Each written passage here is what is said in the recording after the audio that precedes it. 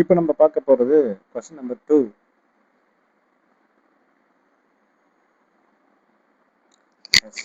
இப்போ நம்ம பார்க்க போகிறது question number 2. CACMA Inter students.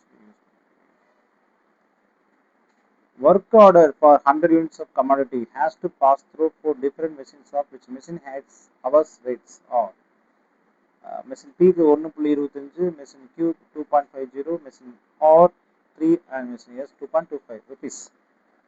Following expenses have been incurred on the work order.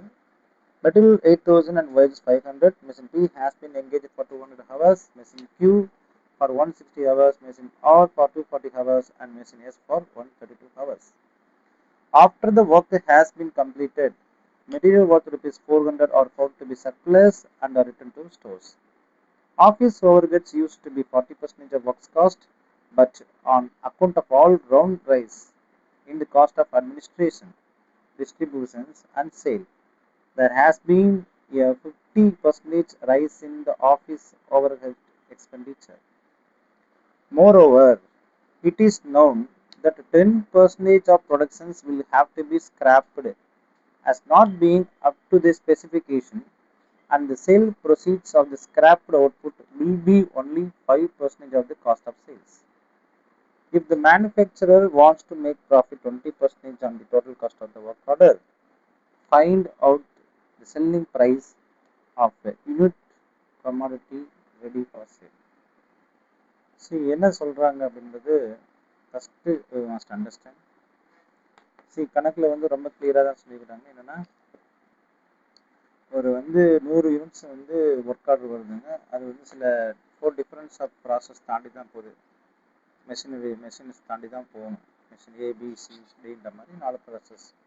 அந்த 4 ப்ராசஸ்க்கு மெஷின் ஹவர் ரேட் எவ்வளோன்னு சொல்லிட்டான். அந்த மெஷின் ஆகும்பொழுது மெட்டீரியல்ஸ் வேஜஸ் சொல்லிட்டாங்க. Machine P has engage 200 hours இது யூஸ் ஆகுது. அப்புறம் after the work has been completed, materials worth rupees 400 are found to be surplus and return to ஸ்டோர்ஸ்னு சொல்கிறாங்க. ஆஃபீஸ் ஓவர்ஹெட்ஸ் 40% அது ஒர்க் காஸ்ட்டில் எடுத்துக்கிறாங்க. But on account of all round rise in the cost of administration, distributions and sales, there has been 50% rise in office overhead expenditures. Moreover, it is known that 10% productions will have to be scrapped as not being to the specifications, and the sales proceeds of scrapped output will be only 5% of the cost of sales. So manufacturer ஒரு profit 20% cost of total cost of order இருந்துச்சுன்னா selling price into commodity ready for sales சொல்கிறாங்க. சரி, இப்போ material used எப்படின்னு பார்த்தீங்கன்னா 8,000 சொல்கிறாங்க இல்லையா. So 8,000 நீங்கள் டக்குன்னு எடுத்தீங்கன்னா இங்கே சொல்லிட்டோம். 8,000 நம்ம வாங்கிட்டு இந்த எக்ஸ்பென்சஸ்க்கு 8,000 தேவைப்படுது. இல்லை 400 என்ன ஆச்சு, ஆட்டோமேட்டிக்காக போயிடுச்சு. ஏன்னா இங்கே சொல்லிட்டாங்க. வேஜஸ் சொல்லிட்டீங்க எவ்வளவு, 500. ஸோ இதுதான் computation of selling price per unit நம்ம கண்டுபிடிக்க போகிறோம். அப்போ ப்ரைம் காஸ்ட் அப்படின்றது நீங்கள் தெளிவாக கண்டுபிடிச்சிட்டீங்க. எவ்வளோங்க, 8,100. மெஷின் ஹவர்ஸ் யூஸ் பண்ணிக்கிறீங்க எவ்வளோ, 200, 160, 240, 132. இதெல்லாம் ஹவர்ஸ். இதுக்கு 1.25, 2.50, 3ன்றது மெஷின் ஹவர்ஸ் பர் ரேட் ஆகணும். அதிலே கொடுத்துட்டான். ஸோ இதெல்லாம் ஈஸியான பாயிண்ட். இதெல்லாம் நீங்கள் டக்கு எடுத்து போட்டுக்கலாம். See, our machine hours they have given. So அப்போ machine hours also works overheads தான் வரும். ஏன்னா ப்ரைம் காஸ்ட் கூட ஒர்க்ஸ் overheads சேர்த்துனா ஒர்க்ஸ் காஸ்ட் வந்துருச்சு. ஒர்க்ஸ் காஸ்ட்டில் ஆஃபீஸ் overheads எவ்வளோ சொல்கிறாங்கன்னு பார்த்தீங்கன்னா very simple. Listen very carefully. Office overhead used to be 40% on work cost. ஆனால் 60% எப்படி போட்டாங்க, அதான் உங்கள் கேள்வி. அவன் அடுத்த பாயிண்ட்லேயே ஒன்று சொல்கிறான். But on account of all round rise in the cost of administration, distribution and sale, there has been 50% rise in overhead expenditures ன்னு சொல்றாங்க. அப்ப overhead expenditures என்ன செய்யுது, 50% இன்க்ரீஸ் ஆகுது.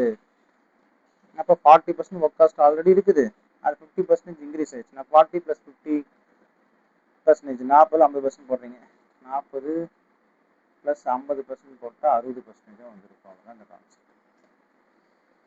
ஸோ ஏன் 60 போட்டாலும் தெரிஞ்சிச்சுங்களா.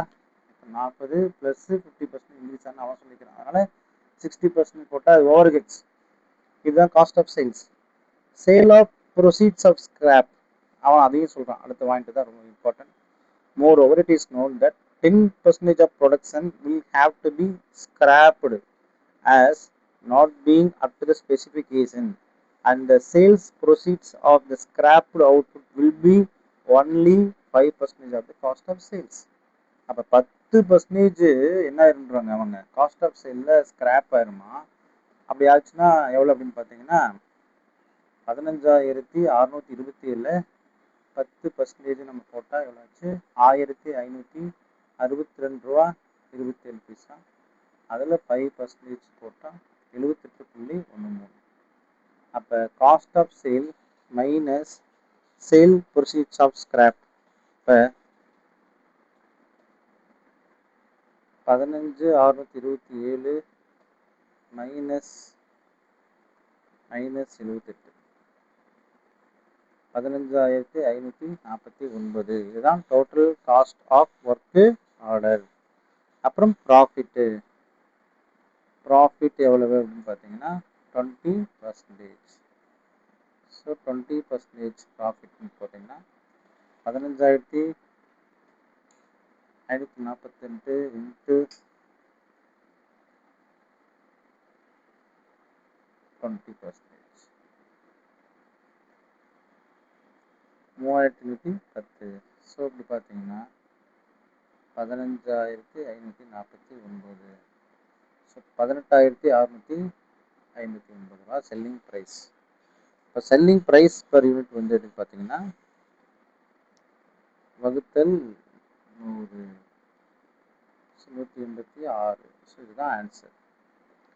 அப்போ இது வந்து ஒன்றுமே தெரியாது, ஈஸி, ரொம்ப கஷ்டமான சம் கிடையாது, ரொம்ப ஈஸியான sum. It was known before that 10% productions will have to be scrapped. Therefore, inputs must have been made taking this factor into considerations. No other adjustment is necessary except deducting the value of scrap from the cost of productions. Cost of production 10% டைரெக்டாக கழிச்சலாம். But அதில் வந்து scale வந்து 5% தான் சொல்கிறாங்க. இப்போ இந்த 2 point மட்டும் தான் முக்கியமான பாயிண்ட்.